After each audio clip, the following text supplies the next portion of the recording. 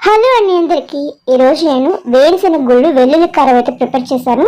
ఇది వేడి వేడి అన్నంలో కొద్దిగా వేసుకొని నెయ్యి వేసుకొని తింటే చాలా బాగుంటుంది. దీనికోసం ఒక ప్యాన్లో ఒక 3 కప్స్ వరకు వేరుశెనగ గుళ్ళు అయితే తీసుకున్నాను. ఈ వేరుశెనగ గుళ్ళు చక్కగా వేగాలన్నమాట.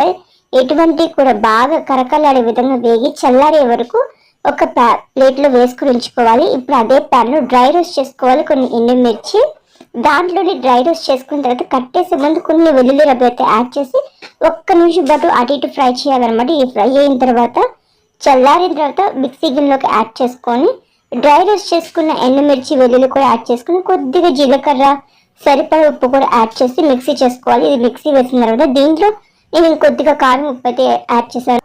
ఇది ఎండుమిర్చి కారంతో పాటు కొద్దిగా కారం కూడా యాడ్ చేసి గ్రైండ్ చేసుకుంటే చాలా బాగుంటుంది. ఇది వేడి వేడి అన్నంలోకి ఇడ్లీ దోశ అన్నీ చాలా బాగుంటుంది.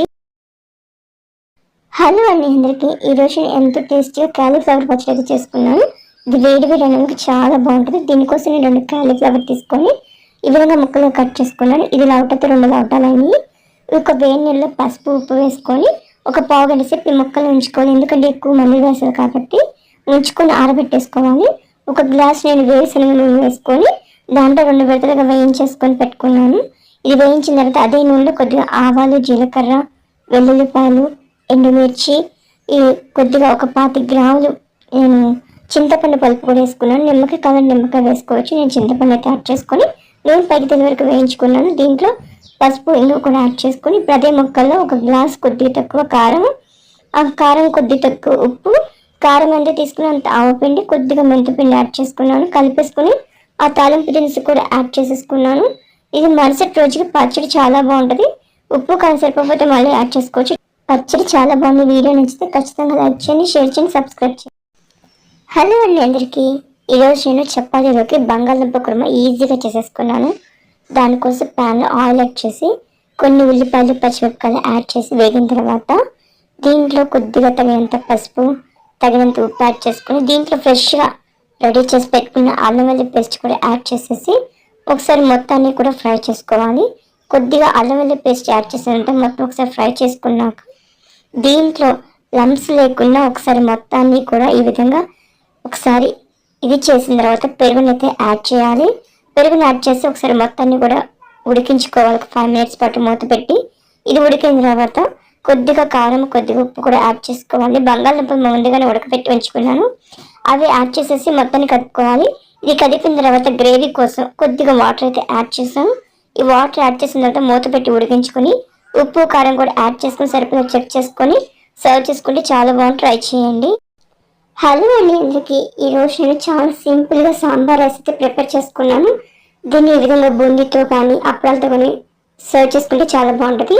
దీనికోసం నేను ఒక గ్లాస్ బియ్యం అయితే తీసుకున్నాను. ఈ గ్లాస్ బియ్యాన్ని శుభ్రంగా కడిగేసి ఒక 3.5 వాటర్ అయితే పోసుకున్నాను. ఇప్పుడు ఈ గ్లాస్ బియ్యం ఇదే గ్లాస్తో నేను 3/4 గ్లాస్ అంటే కొద్దిగా తక్కువ నేను కందిపప్పు అయితే కడిగి నానబెట్టుకొని ఉంచుకొని దాంట్లో అయితే యాడ్ చేసుకొని ఉడికించుకున్నాను. దీనికోసం కొద్దిగా చింతపండు నానబెట్టి ఉంచుకున్నాను.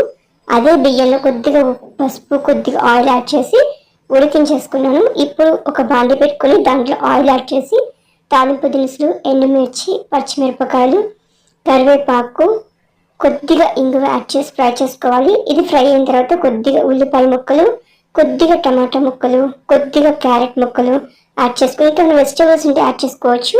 దీంట్లో కొద్దిగా పసుపు కొద్దిగా ఉప్పు కూడా యాడ్ చేసి కొద్దిగా అల్లం వెల్లుల్లి పేస్ట్ యాడ్ చేసి ఫ్రై చేసుకోవాలి. దీంట్లో కొద్దిగా చింతపండు రసం కూడా యాడ్ చేసి సరిపడ ఉప్పు కారం గరం మసాలా కొత్తిమీర కూడా యాడ్ చేసేసుకొని దీంట్లో కొద్దిగా బెల్లం కూడా యాడ్ చేసి కొద్దిగా వాటర్ అయితే యాడ్ చేసుకున్నాను. కన్సిస్టెన్సీ సరిపడా ఇది ఉడికిన తర్వాత ఉడికించుకున్న అన్నాన్ని కూడా యాడ్ చేసేసుకొని మొత్తాన్ని ఒకసారి కలుపుకోవాలి. ఇది కొద్దిగా ఉడికిన తర్వాత కొద్దిగా గీ యాడ్ చేసుకొని సర్వ్ చేసుకుంటే చాలా బాగుంటుంది. సింపుల్ డిష్ అనమాట. ఒక్కసారి చేశారంటే 4-5 తినేయచ్చు అనమాట. చాలా బాగుంది. ట్రై చేయండి. ఈ వీడియో కనుక నచ్చితే ఖచ్చితంగా లైక్ చేయండి, షేర్ చేయండి, సబ్స్క్రైబ్ చేయండి. Thanks for watching. హలో అండి అందరికీ. ఈరోజు నేను చపాతీలోకి ఫటాఫట్గా ఆలు మెథి కర్రీ అయితే ప్రిపేర్ చేసుకున్నాను. చాలా బాగుంది. ట్రై చేయండి.